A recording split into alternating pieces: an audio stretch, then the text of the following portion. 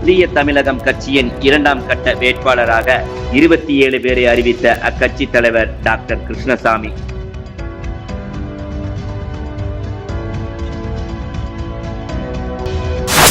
புதிய தமிழகம் கட்சியின் 2ஆம் கட்ட வேட்பாளர்களாக 27 பேரை அறிவித்த அக்கட்சி தலைவர் டாக்டர் கிருஷ்ணசாமி வரும் ஏப்ரல் 2ஆம் தேதி 3ஆம் கட்ட பட்டியலையும் அறிவிக்கப் போவதாக தெரிவித்தார். கோவை குனிமுத்தூர் இல்லத்தில் புதிய தமிழகம் கட்சி தலைவர் டாக்டர் கிருஷ்ணசாமி சட்டமன்ற தேர்தலில் போட்டியிடும் 2ஆம் கட்ட வேட்பாளர் பட்டியலை வெளியிட்டார். ஏற்கனவே முதல் கட்டமாக 43 பேர் கொண்ட பட்டியல் அறிவிக்கப்பட்டிருந்த நிலையில் இன்று 2ஆம் கட்டமாக 27 வேட்பாளர்களின் பட்டியலை டாக்டர் கிருஷ்ணசாமி வெளியிட்டார். பின்னர் செய்தியாளர்களுக்கு பேட்டியளித்தவர், வரும் 6ஆம் தேதி அனைத்து வேட்பாளர்களும் வேட்புமனு தாக்கல் செய்ய இருக்கின்றோம் என தெரிவித்தார். போட்டியிடும் தொகுதிகளில் கணிசமான தொகுதிகளில் வெற்றி வாய்ப்பு பெறுவோம் என தெரிவித்த அவர், தமிழகத்தில் நடைபெறும் சட்டமன்ற தேர்தல் எவ்வித பாரபட்சமின்றி நடைபெற வேண்டும் எனவும் தெரிவித்தார். அனுமதி கொடுப்பதில் மனு தாக்குதலின் போது ஒரு சில அரசியல் கட்சிகளுக்கு முன்னுரிமை அளிப்பது கூடாது எனவும், மனு தாக்கல் செய்யும் போது இடையூறு இன்றி மனு தாக்கல் செய்ய நடவடிக்கை எடுக்க வேண்டும் எனவும் தெரிவித்தார். வாக்காளர்களுக்கு பரிசு பொருள் பணம் வழங்குவதை தடுத்து நிறுத்த வேண்டும் எனவும், 21ஆம் தேதி மாலை 6 மணிக்கு பின்பு பண பட்டுவாடா மிக அதிகமாக இருக்கும் நிலையும் நேர்மையாக நியாயமான தேர்தல் நடைபெற வேண்டும் எனவும் தெரிவித்தார். புதிய தமிழகத்திற்கு வெற்றி வாய்ப்பு இருக்கும் தொகுதிகள் குறித்து இப்பொழுது சொல்ல முடியாது என தெரிவித்தவர், தமிழகத்தின் வித்தியாசமான முறையில் புதிய தமிழக கட்சி களமாடுவோம் என தெரிவித்தார். புதிய தமிழகம் சார்பில் போட்டியிடும் 3வது வேட்பாளர் பட்டியல் வரும் என தெரிவித்த அவர், இன்னும் கூடுதலாக 10 தொகுதிகள் வரை போட்டியிடக்கூடும் எனவும், வரும் 2ஆம் தேதி 3ஆம் கட்ட பட்டியலை வெளியிடுவோம் எனவும் புதிய தமிழகம் கட்சி தலைவர் டாக்டர் கிருஷ்ணசாமி தெரிவித்தார். அனைவருக்கும் மாலை நேர வணக்கம். கடந்த 4 தினங்களுக்கு முன்பு கோவையிலே பத்திரிகையாளர்களுடைய சந்திப்பு நடைபெற்ற போது புதிய தமிழகம் கட்சியின் சார்பாக நடைபெறுகின்ற சட்டமன்ற தேர்தலில் 60 முதல் 70 சட்டமன்ற தொகுதிகளிலே போட்டியிடுவோம் என்று அறிவித்திருந்தோம். அதனுடைய அடிப்படையில் கடந்த 29ஆம் தேதி அன்று 43 சட்டமன்ற தொகுதிகளிலே போட்டியிடுவதற்கான வேட்பாளர்களை சென்னையிலே அறிவித்திருந்தோம். இன்று 27 சட்டமன்ற தொகுதிகளுக்கான வேட்பாளர் பட்டியல், 2வது வேட்பாளர் பட்டியல் அறிவிக்கப்படுகிறது. ராஜபாளையம், அதாவது ஏற்கனவே 43 சட்டமன்ற தொகுதிகளுக்கு அறிவிக்கப்பட்டது. இப்ப 44வது சட்டமன்ற தொகுதியாகிய ராஜபாளையம் சட்டமன்ற தொகுதிக்கு வழக்கறிஞர் மு. ரமாதேவி, சிவகாசி சட்டமன்ற தொகுதி காளீஸ்வரி, அருப்புக்கோட்டை டி. ரகுபதி, திருச்சுழி டு. குணசேகரன், தூத்துக்குடி ரா. ரமேஷ், முதுகுளத்தூர் ச. மலைச்செல்வம், திருவாடனை சிவ. பாரிச்சாமி, திருவையாறு ப. வேணு, தாராபுரம் மா. சின்னசாமி, திண்டுக்கல் மா. பிரதீப் பாண்டியன், ஆலங்குளம் அ. உதயகுமார், பெரம்பலூர் தா. வெங்கடேசன், அந்தியூர் தா. பெரியசாமி, பல்லாவரம் அ. தங்கராஜ், ஆலந்தூர் ஆ. வேலுச்சாமி, பழனி பூ. வாய்க்கால் துறை, லால்குடி வழக்கறிஞர் ப. இளஞ்செழியன், மணச்சநல்லூர் மு. பாலு, ஸ்ரீரங்கம் வழக்கறிஞர் ஆ. நியூட்டன், திருச்சி மேற்கு கோ. சண்முகம், துறையூர் த. ராஜமாணிக்கம், கேவி குப்பம் கு. கந்தன், மடத்துக்குளம் க. செந்தில்குமார், அணைக்கட்டு கோ. ஜெயசீலன்,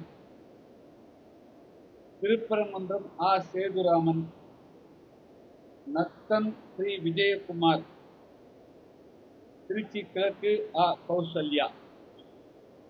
எனவே இன்று 27 சட்டமன்ற தொகுதிகளுக்கு அறிவிக்கப்படுகிறது. ஏற்கனவே 43, ஆக மொத்தம் 70 சட்டமன்ற தொகுதிகளுக்கு புதிய தமிழக கட்சியினுடைய வேட்பாளர்கள் பெயர் பட்டியல் அறிவிக்கப்பட்டிருக்கிறது. புதிய தமிழகம் கட்சியினுடைய வேட்பாளர்கள் வருகிற 6ஆம் தேதி அன்று அனைவரும் நாங்கள் மனு தாக்கல் செய்ய இருக்கிறோம். இந்த தேர்தலை பொறுத்த மட்டிலும் புதிய தமிழகம் கட்சி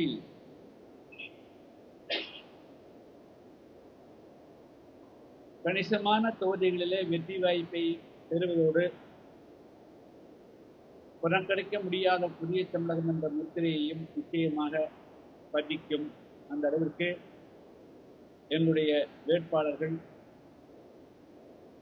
களம் இறங்கி பணியாற்றுவார்கள். பணியாற்ற நாங்கள் பேசியிருக்கிறோம்.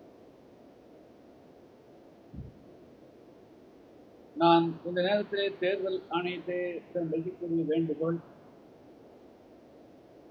தமிழ்நாட்டில் நடைபெறக்கூடிய இந்த சட்டமன்ற தேர்தல் எவ்விதமான பாரபட்சமின்றி நடைபெற வேண்டும்.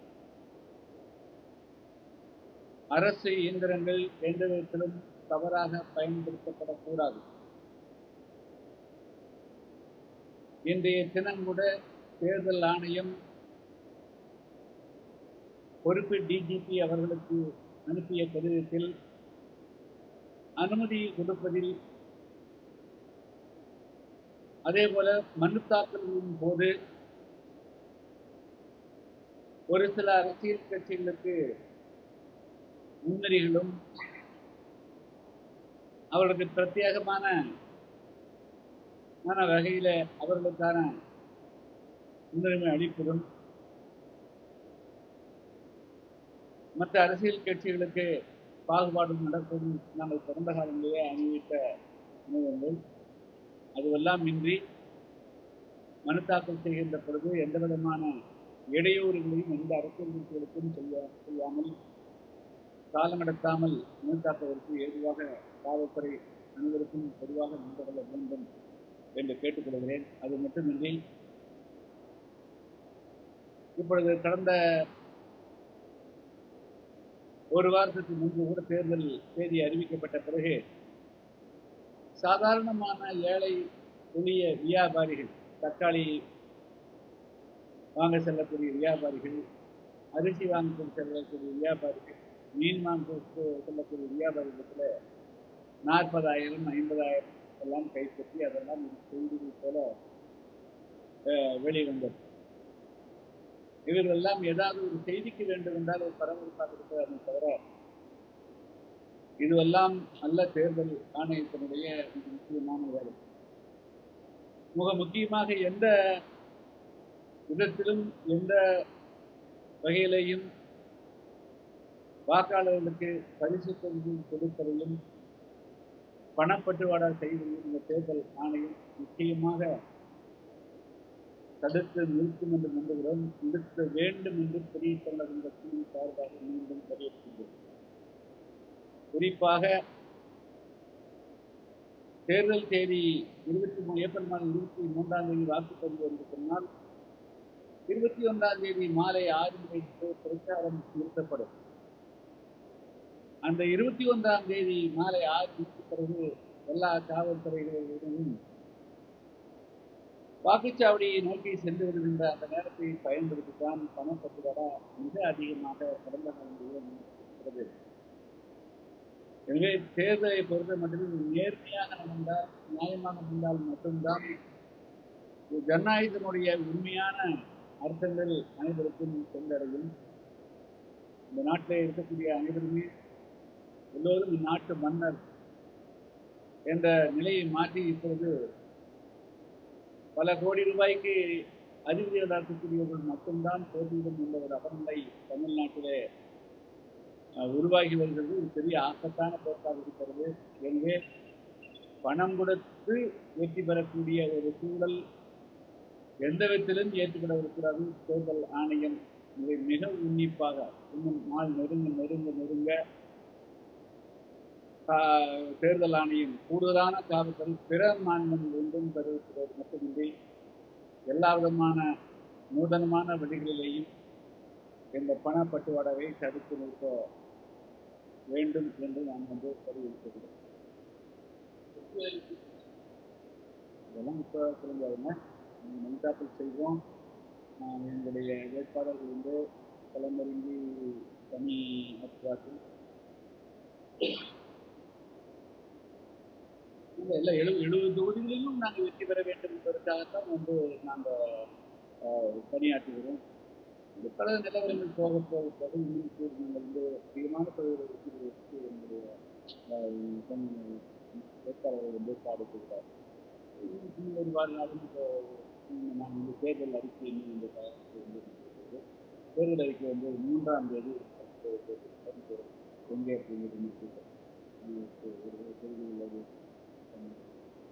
தேர்தல் அறிக்கையெல்லாம் வந்த பிறகுதான் மக்கள்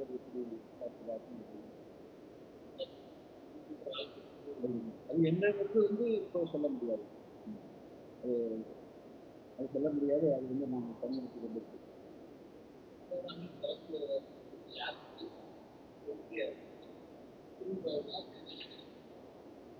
இல்ல அப்படி நம்ம தனித்து பார்க்க முடியாது. ஒவ்வொரு இடத்துல கலர்கள் வேறு இடம் இருக்குங்க. ஒரு இடத்துல பல இடங்களில் எல்லா கட்சிகளுக்கும் சரிசமமாகத்தான் இருக்கு. நாங்கள் ஒவ்வொரு இடத்திலும் களத்துக்களம் வித்தியாசமா இருக்கு. தேசிய ஜனநாயக கூட்டணிக்கும் கடுமையான நெருக்கடி இருக்கும். அதை நாங்கள் பார்த்துருக்கோம். அதே போல தமிழ் திமுக அந்த தோற்கடிக்கும். தனிப்பட்ட முறையில ஒன்றுதான் பாதிக்கப்படுது சொல்ல முடியாது.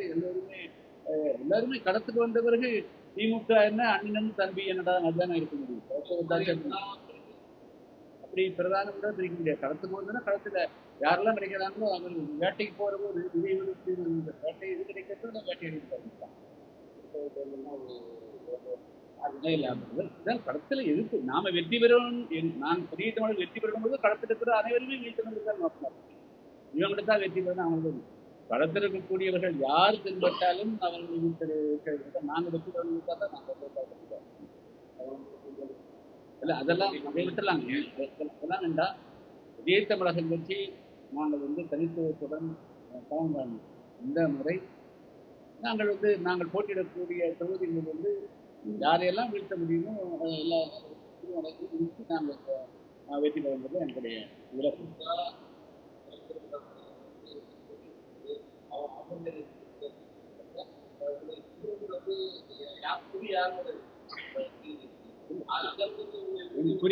குறி மாறாது. அது என்ன இன்னும் சொல்றேன். குறி எப்படி மாறும்? தேர்தல் கடத்துல இவங்களை மட்டும் தோற்கடிக்கணும், அவங்க வெற்றி பெற வைக்கணும். நாங்க வெற்றி பெறணும். கடத்தில் இருக்கக்கூடியவர்களை எல்லாம் தோற்கடித்து நாங்கள் வெற்றி பெறணுங்கிறது என்னுடைய இலக்கு.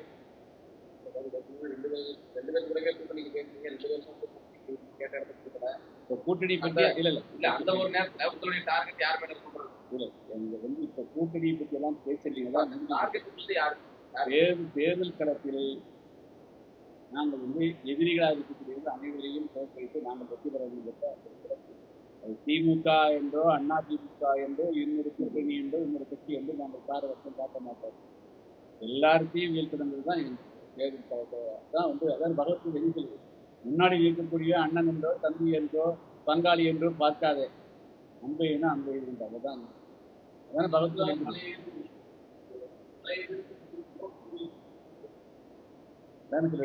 பழைய எதிரிகள் எல்லாமே இது எழுதி தேர்தல் இருந்தால் ஒரு விளையாட்டுக்கு போறோம். இவங்களை ஜெயிக்க விடலாம், அவங்களை ஜெயிக்க விடலாம் தெரியுமா? எல்லாத்தையும் தோற்கடிச்சா தானே நாம் வெற்றி பெற முடியும். அதனால இந்த பழைய எதிரி புதிய இல்லை. பழைய எதிரி புதிய எல்லாமே ஒரே எதிரிகள் தான்.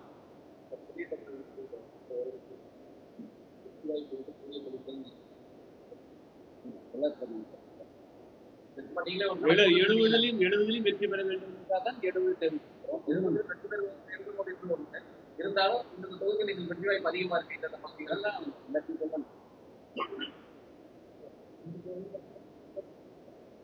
அவங்க சொல்றாங்களே 200 தொகுதி வெற்றி பெறணும். 70 வெற்றி பெறும். நாங்க 70 எடுத்துருக்கோம். போட்டியிடக்கூடிய அரசு தொகுதியில் நாங்கள் ஓகே சந்தோஷம். இந்த 4 முறை சமாளிக்க போறாரு என்ன தீர்வு அதாவது இப்போ வெளிப்பாடு அறிவிக்கிறோம். இது தேர்தல் அறிக்கை இருக்கிறது, மனு தாக்கல் ஆராய்ச்சி நடக்கிறது. அதுக்கு பிறகு களத்தை பாருங்க, எப்படி புதிய தமிழக இந்த மாதிரி எப்படி களமாடுகிறது என்று பாருங்க. தமிழ்நாட்டில் வித்தியாசமான முறைகள் இருக்கும். ஓகேங்களா? நீங்க எல்லாம் கேள்விப்படுவீங்கல்ல எப்படி புதிய தமிழ் தமிழ்நாட்டில் தேர்தல் அறிக்கை தேர்தல் அறிக்கை வரும்போது அறிக்கை வந்து விசாரணை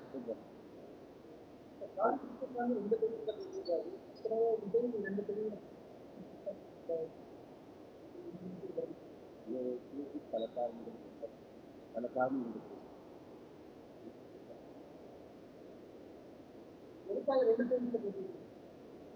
பல காரணங்கள் இருக்கிறது.